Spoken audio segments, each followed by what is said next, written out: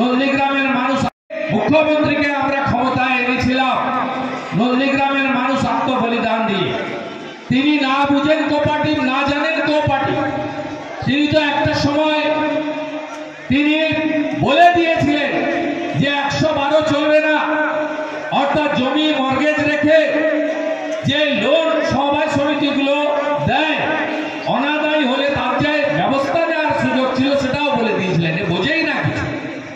Cooperative মুভমেন্টটা আমাদের রাজ্যে নষ্ট হয়ে গেছে। গোটা ভারতবর্ষে 8 লক্ষ সমবায় রয়েছে রেজিস্টার, বিভিন্ন সমবায় মিলে। আমাদের এই রাজ্যে সমবায় সংখ্যা 6200 মাত্র। একটা নতুন সমিতিকে অ্যাপ্রুভাল দেওয়া হয়নি। এই রাজ্যে 6200 সমিতির মধ্যে মাত্র 1700 সমিতিতে নির্বাচন হয়েছে। তাও আবার 300-র বেশি সমিতিতে কেস করে নির্বাচন হয়েছে। আবার হাজারখানিক সমিতিতে নমিনেশন করতে দেওয়া হয়নি। পুলিশ দিয়ে নির্দিষ্ট একটা গুন্ডাদের দিয়ে তাদেরকে সমবায়দেরকে ভোট দিতে দেওয়া হয়নি।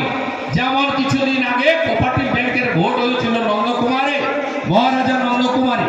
হঠাৎ করে কিছু লোক ঢুকে মিডিয়াতেও তাই করেছে, সুকুমার বেরা সাক্ষী। সেখানে যারা কোঅপারেটিভের বানান লিখতে পারবে না, কোঅপারেটিভ কি জানে না, সেই সমস্ত লাল চুল কানে দুল, ছিঁড়া জিন্স পরা, সেই সমস্ত মদখোর মাতাল গুন্ডাদেরকে পাঠিয়ে, বিশেষ ক্যাটাগরির গুন্ডা পাঠিয়ে কোঅপারেটিভের ভোটও দখল করে ফেলা হয়। আমাদের এখানে নন্দীগ্রাম একে তমলুক এআরটিভি নির্বাচনের দিন দুপুরবেলা ভোটারদেরকে ছত্রভঙ্গ করার জন্য ভোট নন্দীগ্রামে একে কোথাও স্থান পাওয়া যায়। চিদানন্দ কলেজ ছিল না, বিএমপি এত বড় স্কুল ছিল না, গার্লস স্কুল ছিল না, সব বাদ দিয়ে নিয়ে গেছে কাঞ্চনপুরে। কাঞ্চনপুর শামসাবাদে, যেহেতু সেখানে মুসলিম সংখ্যা বেশি থাকে, এরা মুসলিমদেরকে ভরসা করে। যদিও বিহারের নির্বাচন, দিল্লির নির্বাচন প্রমাণ করেছে শিক্ষিত মুসলিম, রাষ্ট্রবাদী মুসলিম তারা এদের চক্করে পড়ার লোক নয়। এখানে মাসুদের মতো ছেলে দাঁড়িয়ে আছে রাজারাম চকের কেন্দ্রাবাড়ি, একটা টাওয়ারে কাজ করত, ওর টাওয়ারে কাজ নিয়েছে কিন্তু আত্মসমর্পণ করেনি। এরকম সংখ্যায় লোক রয়েছে। এখানে আমাদের মহিলারাও কিছু এসেছে, আমি দেখতে পাচ্ছি। আজকে সেখানে ভোটারদের উপরে বোম ফেলা হয়। মামনি জানা আমাদের মহিলা নেত্রী, তিনি বোমের যে স্প্লিন্টার তার আঘাতে আক্রান্ত হয়, একবারে ভোটারদের উপরে বোম ফেলে। সবাই দেখেছে, টিভিতে দেখিয়েছে। এই জিনিস সমবায় আমি দেখিনি। আমি সিপিএম এর আমলে সমবায় ভোট করেছি, আমি তাদের প্রতাপ দেখেছি। তাদের হাতেও 235টা এমএলএ ছিল, তাদের হাতেও 37টা এমপি ছিল।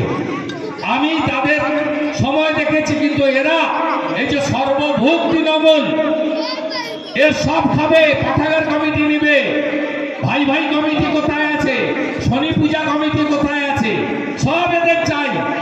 সঙ্গের নির্বাচন মহিলাদেরকেও প্রভাবিত করে। নন্দীগ্রাম খেজু দিতে পারে না, টাইট করে দেন আপনারা, অন্য জায়গায় করে, লুট করে।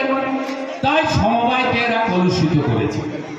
এই কলুষণ থেকে বাঁচাতে গেলে সমবায়কে, পশ্চিমবাংলার সমবায়কে গুজরাটের আমুলের মতো, ইফকোর মতো যদি প্রাণবন্ত করতে হয়, তাহলে এই সরকারকে 26 সালে পরিবর্তন করতে হবে।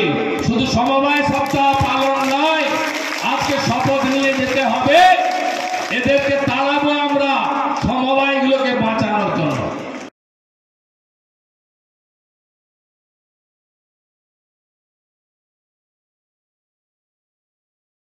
আপনারা সবাই খবর পেয়েছেন বা পাননি, সেটা হলো বিহারে যে নির্বাচন হয়েছিল, সেখানে এই মুহূর্তে গেরুয়া ঝড়।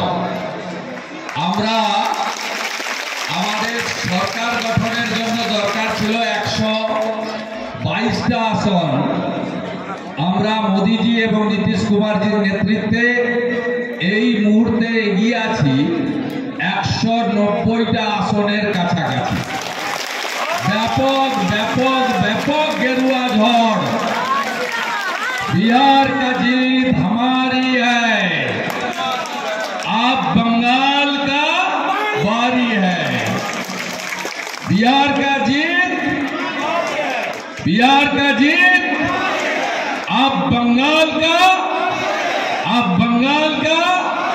तार माने बांग्ला करते बोलले एटाई दाঁড়ায় बिहारेर जय आमादेर, बांगलाয় হবে জয় আমাদের।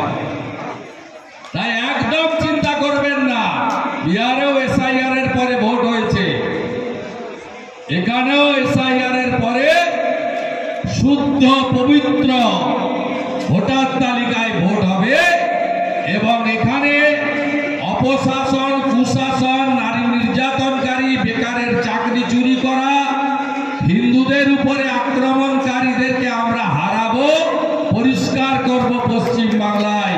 2021-এ নন্দীগ্রাম যা করেছে 2026-এ গোটা বাংলা তাই করবে। আপনাদের সকলকে সমবায় অভিনন্দন জানাই। আমি এ সম্পর্কে কোনো কথা বলবো না।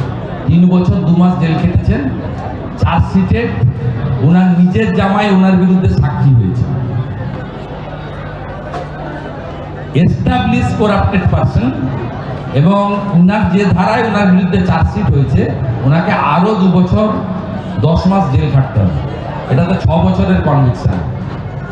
আর পশ্চিমবাংলার লোকদের বলবো বিজেপিকে আনুন, এই মামলাগুলো সব রিওপেন করে আমরা পুনরায় এদের জেলে রাখার ব্যবস্থা করব এবং প্রকৃত জেলে থাকবে। জেলে তো ছিল না, কখনো পিজিতে ছিল 5 স্টারে, কখনো আপনার RN টেগোরে ছিল মণিপাল, এসি চালিয়ে টিভি দেখছে, সকালবেলা লুচি তরকারি, দুপুরে পাঁঠার ঝোল, সন্ধ্যাবেলা ফ্রাইড রাইস, চিলি চিকেন।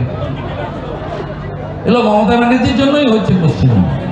বিজেপিকে আগুন কি করে সিধা করতে হয়, উত্তরপ্রদেশের মতো একদম সিধা করে ছেড়ে দেবে।